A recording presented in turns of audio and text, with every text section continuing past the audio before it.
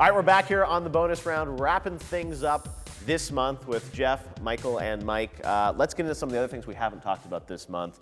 Some big news out of CES with PlayStation Now. This is Sony's Gaikai service, going to be streaming games. I wasn't. Did you go to CES? I did, yeah. So have you played PlayStation Now? I played with PlayStation Now as it was presented at the show. Right, yes. yes. Yeah. Right. You haven't done it in your home connection, Right. but what was the experience like?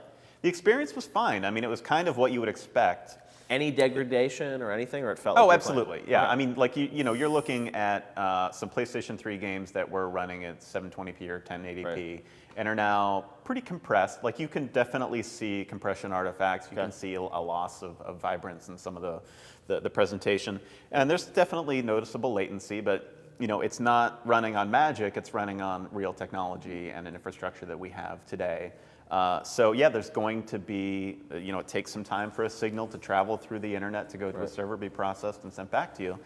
But I found it pretty playable. I played The Last of Us on a PlayStation Vita, and I played God of War Ascension on a Bravia TV. And those were connected to servers that were like 15 to 100 feet away in most circumstances. But it played fine. And I think for a lot of people, that's going to be a good enough experience. Mm-hmm. I've compared it to people who buy reference Blu-ray discs or something like that. They want to see the best movie, the best movie presentation possible. But a lot of people are happy to watch Netflix in a 640 by 360 screen on their laptop or whatever. And I think it's going to be 640 by 360 is terrible, by the way. well, I mean, watching the tiny little window. Right. All No, I understand, but yeah, there's an audience for this stuff. Michael, you were at CS. Did you play with it? No, I somehow just could never get Sony to give me a time, so I didn't bother. Okay. What do you think on it, though? I mean, GameStop stock took a hit. I mean, Yeah, people the real test of PlayStation Now is going to be whether they get access to content. Mm-hmm. So there's no question they'll get Sony content. There's a huge question whether they get third-party content that's newer than 2 years old. Okay. And the experience we have with this is something called GameTap, may they rest in peace, followed by OnLive, may they sort of rest in peace. They've emerged from bankruptcy. Neither of those services had games that were newer than 2 years old, with the sole exception that OnLive got some THQ content that was 1 year old right before THQ's bankruptcy when they were desperate. And OnLive could not get any Activision content. Right. The truth is that the publishers think their games have a shelf life of 2 years, and that's largely true. Right. And they are reluctant to rent their games to a service before they're done selling their games to people who are willing to buy them. Yeah. If you go look at 2-year-old games on GameStop used, it's hard to find one that costs $10. Right. So are you going to pay $10 a month for a subscription so you can play 30 of them? Or are you just going to buy them and trade them back in for $5? I don't think PlayStation Now has a prayer of getting more than 1 million subscribers. Right. I don't think it has a prayer of keeping them because I don't think the publishers will support it. So but Sony has a lot of first-party content, so you're going to get that. A lot is a stretch. 30. Right. They have 30 games. They have new. What if they start putting out things like demos and stuff via that service, right? Sure. So it's like first access demos. You're going to pay $10 a month for it? Oh, you think it's going to be $10 a month?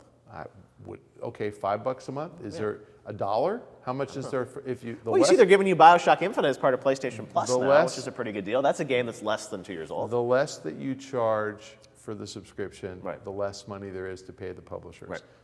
Last I checked, the publishers are all about making money. Right. So the less money there is available, the worse the content they're going to get. If they get bad content, no one's going to sign up. It's just a vicious cycle. Are you surprised with something like BioShock Infinite is free for PlayStation Plus? They're paying for it. Right, but I'm saying they could potentially pick flagship games or something that they want to make. Take-Two was pretty all in with OnLive. They were pretty good about supporting it. EA was a little less good, and Activision not there at all. So I think it's going to be the same. I think the Take-Two guys, to the management's credit, they're pretty enlightened about this stuff. Mm-hmm. I think that they actually understand it, but you're not going to. BioShock Infinite's pretty much done selling. Right. I mean, and I bet they got a nice fat check. Right. To make it available on PSN. Right. On PlayStation Plus. I'm sure they did. Jeff, what do you think of this PlayStation Now, the streaming phenomenon? Yeah, I mean, I think you guys hit on the big question, which is how much is it going to cost? Right.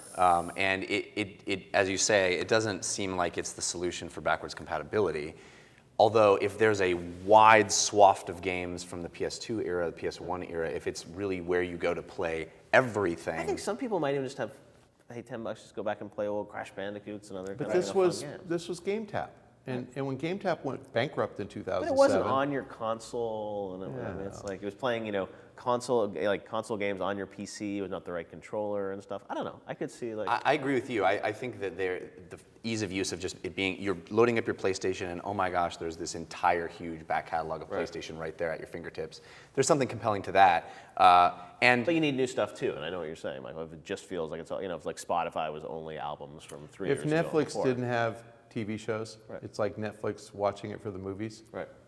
Well, I think that's the interesting comparison to make is, does Sony put out something that's exclusive to this service? Right.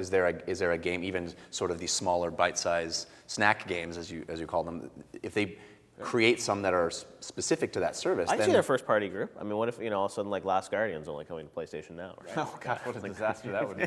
No, I think I'm more disappointed in the fact that it's just PlayStation 3 games for the launch. They're really focusing on PS3 because that seems like the easiest thing for them to do, and that seems like a good angle for them. But I'm way more interested in playing PS1, PS2 games that are going to suffer less from latency, for one thing, and are things I just can't, I have to go out to my garage and dig out my PS1 and PS2 to play that stuff, and I'd love to have that, option on my PS4, but, PS3 games is kind of. And I don't know if maybe it'll be subscription, maybe it'll be a la carte. You can pay for Well, they said games that they like would. They said it would either be pay-as-you-go rental or subscription. They just didn't say the prices. Yeah, so maybe they'll be But the a la carte, like I said, they're going to charge $1 instead of buying it for 10. Then the publisher's going to get 60 or 70 cents. Right. Really? But The also, publisher's going to say no. We don't care. But there could be an audience that just wants to even just not have to download the game or not have to go. No, there's get a disc big like audience that. for this. I just don't think they're going to be content. They're going to have content, so they won't sign up. There's a huge audience who would pay $30 or $50 a month for all-you-can-eat video-on-demand movies. Right. Do you know of any cable operators who offer that? Right. Why? Well, Sony's going to have their network now too. The right? math doesn't make sense for the content owners. If the math doesn't make sense for the content owners, it isn't going to happen. Right. So the lower the subscription price, the less likely this thing will work. Right. And if it's a $30 subscription price, which the publishers will embrace, Right. then no one's going to sign up. Even $15, I think, is Right. I don't think you could. I don't think you can make it work. I just don't. I mean, Netflix is the anomaly, the low-price subscription plan with tons and tons of content, and they did a bunch of really clever deals early on to make that happen, and then they got big enough that they could afford to pay. Sony's not big enough to afford to pay those kind of dollars. They're just they don't have that much money.